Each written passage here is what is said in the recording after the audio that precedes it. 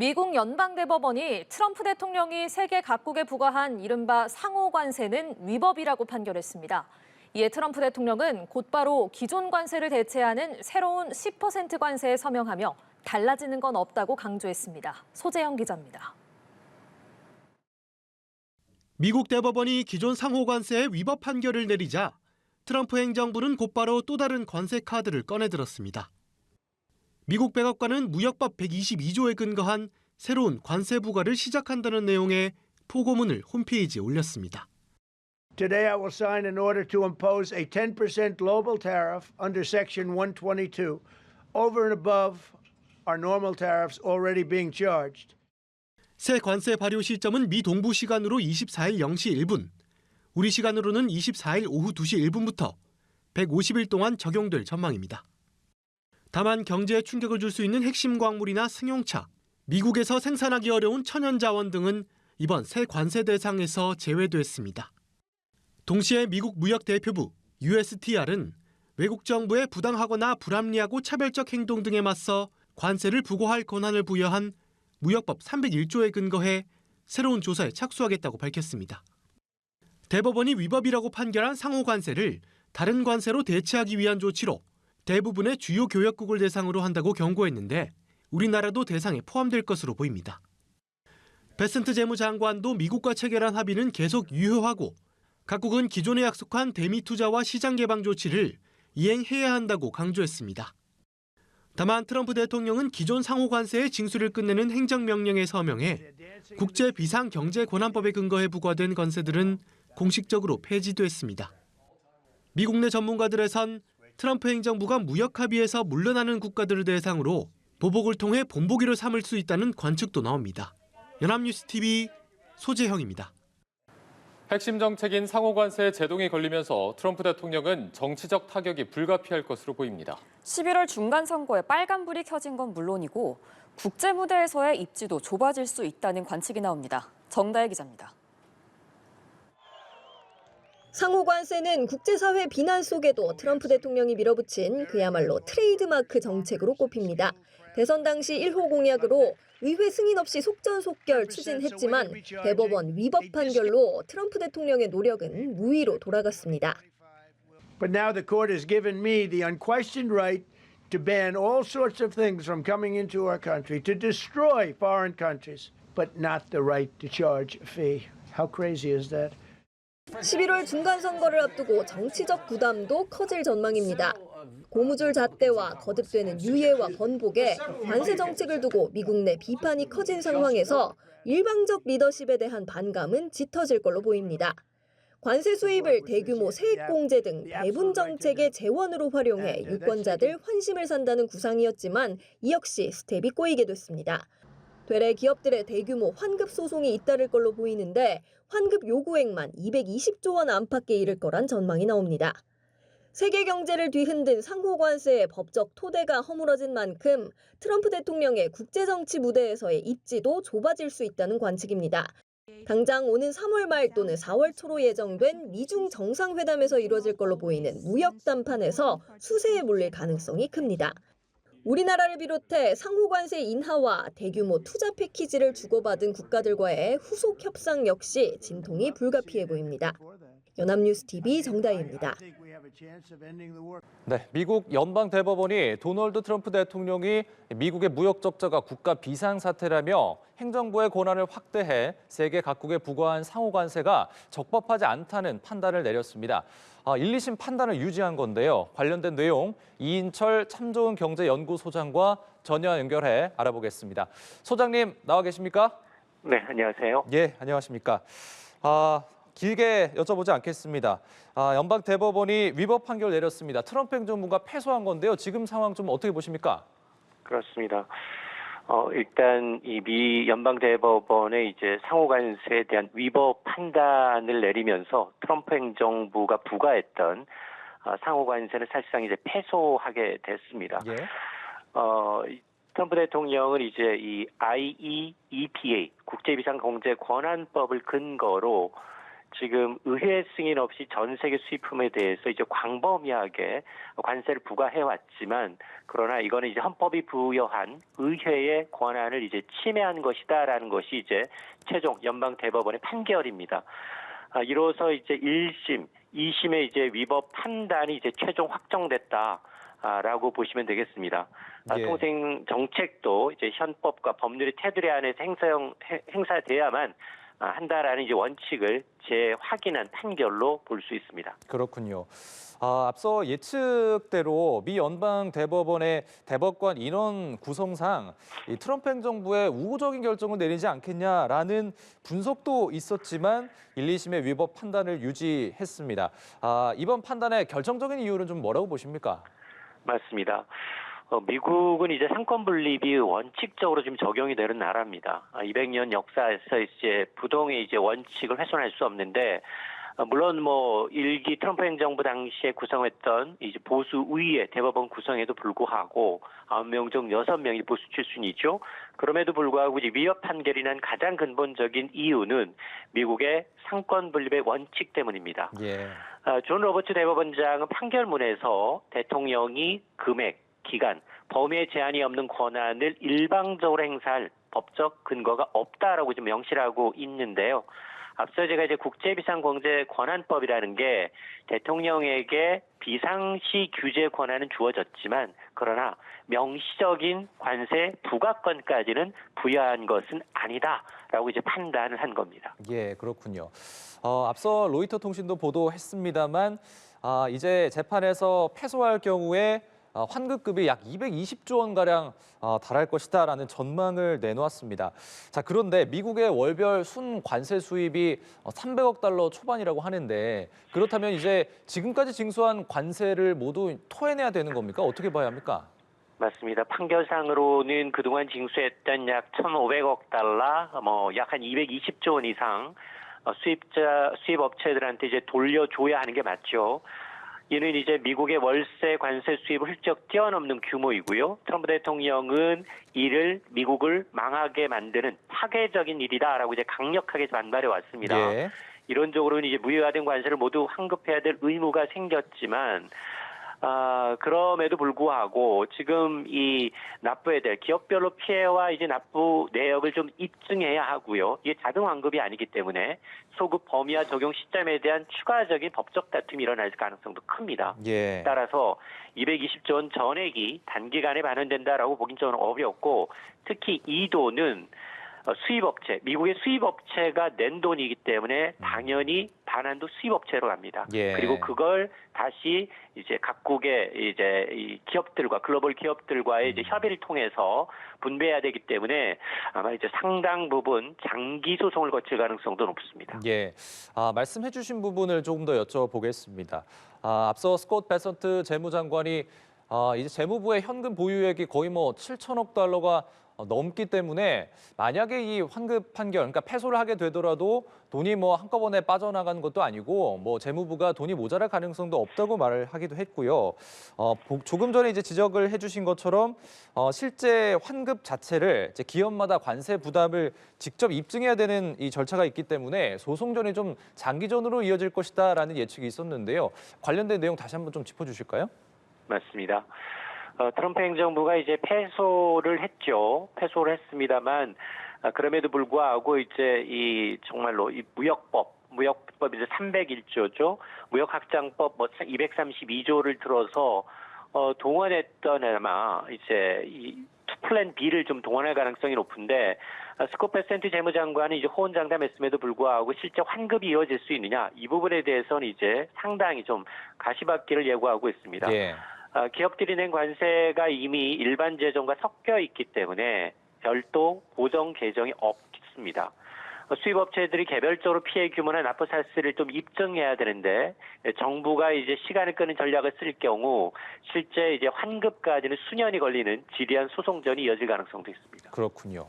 앞서 트럼프 행정부가 만약에 이제 패소할 경우에 무역법 301조 같은 이제 다른 법적인 이유를 들어서 관세를 좀 유지하겠다라고 밝혔는데 이런 부분들을 관세 부과하는 나라들이 좀 납득을 하겠습니까? 맞습니다. 이미 트럼프 행정부는 이제 플랜 B가 있다라고 하면서 계속해서 이제 압박을 해왔고, 미국 연방대법원의 판결이 이제 이 부결될 경우 상당히 이제 플랜 B로 이제 무역확장법과 같은 다른 법적 수단을 활용해서 강행하겠다, 품목별 관세로 이제 강행하겠다라는 의사를 불펴왔기 때문에 예. 아마 이제 통상 갈등이 재점화될 수 있습니다. 왜냐하면 상대국들도 이제 WTO 제소나 보복 관세로 대응할 가능성이 높죠. 또 관세를 둘러싼 법적 공방이 끝난다 하더라도 통상 마찰 자체가 사라진다라고 보기는 어렵기 때문에 예. 오히려 이제 새로운 법적 근거를 둘러싼 2차 분쟁이 이어질 가능성도 배제할 수 없습니다. 그렇군요. 자, 이 트럼프 행정부의 통상 정책이 뭐 큰 타격을 입게 됐다 이렇게도 볼 수 있을 것 같은데 이 글로벌 경제에도 영향이 많을 것 같습니다. 향후에 이제 단기 국채 발행 증가나 이것들이 이제 장기 금리 상승으로 이어질 수 있다는 우려도 있는데 이 부분은 좀 어떻게 보세요? 맞습니다. 이번 판결로 트럼프의 어떤 관세 무기화에는 제동이 걸렸습니다만 어떤 경제적 불확실성 또 트럼프 대통령이 어디로 튈지 모르는 사람이기 때문에 어떤 카드를 들고 나올지 불확실성은 더 커졌다라는 게 중론입니다. 예. 환급금을 마련하기 위해서 미국이 정말로 단기 국채를 발행을 늘린다 이럴 경우에는 시중금리가 오릅니다. 채권 가격은 떨어지고 금리가 오르게 되는데 이건 전 세계 금융시장에 즉각적인 긴축 효과를 줄 수 있습니다. 관세 세수를 전제로 짰던 이제 트럼프의 감세 정책도 전면 재조정이 좀 불가피하기 때문에 상당히 파장이 큰 사안입니다. 그렇군요. 자, 트럼프 대통령이 그동안 이제 일방적인 관세 부과를 했기 때문에 이 관세 부과국들이 상당히 곤혹을 치러왔던 것도 이제 사실입니다. 앞으로 이제 별도의 재협상 논의도 좀 필요할 것으로 보이는데요. 이 부분은 좀 어떻게 보십니까? 맞습니다. 이미 사실은 이제 울며 겨자 먹기로 미국과 관세 합의를 마친 국가들 뭐 EU를 포함해서 일본, 우리나라를 포함해서 이번 판결을 근거로 합의 무효나 재협상을 요구할 근거가 생겼습니다. 하지만 또 미국이 이제 플랜 B, 다른 법적 수단을 동원해서 압박을 지속할 경우 기존 합의를 유지할지 아니면 판결을 지렛대 삼아서 새로운 판을 짤지 여부는 아마 이제 트럼프 행정부와 국가 간 고도의 이제 눈치 싸움이 시작되지 않겠느냐라는 예. 관측이 나오고 있습니다. 그렇군요. 마지막 질문 좀 드리겠습니다. 이제 미국이 얼마 전에 이제 우리 한국에 대해서도 입법 지연을 이유로 다시 이제 25% 그러니까 무역 합의 이전 수준으로 인상하겠다고 통보한 적도 있었는데 이번 판결이 우리나라 앞으로 협상에는 좀 어떤 영향을 미칠 거라고 보세요? 맞습니다. 지금 대법원 판결 전부터 지금 트럼프 행정부가 25% 관세 다시 재조정하겠다라고 압박을 해왔죠. 뭐 표면적으로는 우리 이제 국회의 이제 입법 준수를 이제 원인을 들고 있습니다만 지금 그럼에도 불구하고 지금 우리는 상당히 좀 쫓기는 입장입니다. 예. 일본이 앞서서 360억 달러, 약속했던 5,500억 달러 가운데 52조 원 가량을 이제 투자하겠다라고 먼저 밝혔습니다. 예. 먼저 밝혀서 우리한테 똑같은 이제 압박이 좀 들어올 수밖에 없는 상황이고요. 예. 그러다 보니 아마 우리나라한테는 양날의 검이 될 수 있는데요. 25% 인상됐던 자동차 관세 등을 근거로 해서 뭐 잃어버린 우리는 이제 FTA 국가였기 때문에 0%로 돌아갈 법적 명분은 분명히 생긴 건 맞지만 예. 그럼에도 불구하고 트럼프 행정부가 대미 투자 이행 등을 압박하면서 슈퍼 301조와 같은 더 까다로운 카드를 꺼내들면서 우리를 또 압박할 가능성이 있는데 협상이 더 복잡해질 수 있습니다. 예. 그러다 보니 우리 정부로서는 이번 판결을 활용해서 기지불안 관세 환급을 요구하면서도 미국의 플랜 B에 대비한 정교한 논리 개발이 좀 시급해졌습니다. 예, 그 부분 한 가지만 더 여쭤보겠습니다. 우리나라 이제 행정부의 대응력도 굉장히 이제 중요해질 것 같은데 말씀해주신 부분 포함해서 어떤 구체적인 좀 로드맵들이 있을지 마지막으로 좀 듣겠습니다. 그렇습니다. 지금 아마 저는 이제 이 미국이 계속해서 일본을 롤모델 삼아서 지금 트럼프 행정부가 지금 굉장히 궁지에 몰려 있기 때문에 가시적인 성과를 압박할 가능성이 높습니다. 그래서 일본의 사례가 EU, 한국의 어떤 가이드라인이 될 수 있는데요. 일본은 굉장히 매를 맞아도 빨리 맞겠다. 굉장히 영리하게 자신들이 투자한 프로젝트를 단순히 돈을 쓰는 데 그치는 게 아니라 예. 미국이 필요한 에너지, 특히 전력 인프라, 광물, 안보와 관련된 미래 먹거리와 직결된 분야에 대해서 선점하겠다라는 예. 겁니다. 그러다 보니 사실 트럼프의 25% 이 관세도 뜬금포가 아니었습니다. 예. 관세 인상 예고 전 한 달 전부터 루이지애나, LNG 터미널 투자를 한국에 요구했고 우리 측이 이제 대미투자특별법 통과 전에는 확정하기 좀 어렵다라는 입장을 밝혀서 그 후속 조치였습니다.